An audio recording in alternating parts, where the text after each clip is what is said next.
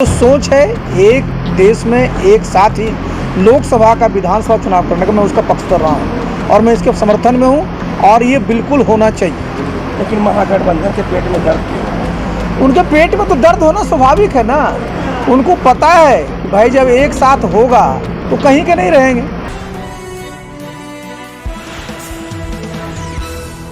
1952 का चुनाव एक ही बार हुआ था, फिर 57 का चुनाव, 62 का चुनाव, 67 का चुनाव। देखिए, जब दोनों चुनाव एक साथ होता है तो जो खर्चा है वो कम होता है और साथ ही प्रशासनिक कठिनाई भी कम होती है। जितने अपने देश में देखते हैं, हर एक वर्ष चुनाव होते रहता है, कभी इस प्रदेश में कभी उस प्रदेश में, और इसके चलते बहुत विकास प्रभावित होता है, बहुत ज़्यादा संसाधन खर्च होता है। तो ये जो सोच है एक देश में एक साथ ही लोकसभा का विधानसभा चुनाव करने का, मैं उसका पक्ष कर रहा हूँ और मैं इसके समर्थन में हूँ और ये बिल्कुल होना चाहिए।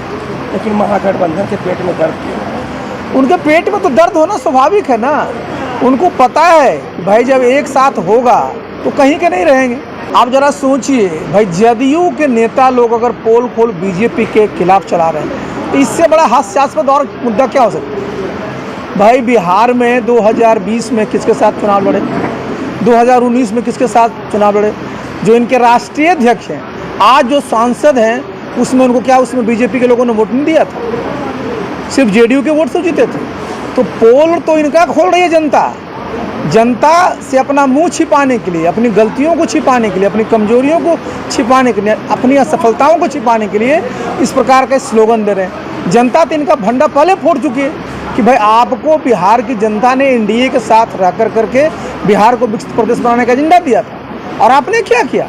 आपने बीच में ही जनता के जो उनका जो पूरा का पूरा जनादेश था उसका विश्वासघात किया और आप चले गए उनके साथ जिनके साथ वर्षों तक आप संघर्ष किए। तो ये क्या भंडा फोड़ेंगे? बिहार की जनता तो इनका भंडा फोड़ चुकी है और जितना ज़्यादा ये और भी इस तरह का काम करेंगे उतना ज़्यादा एक्सपोज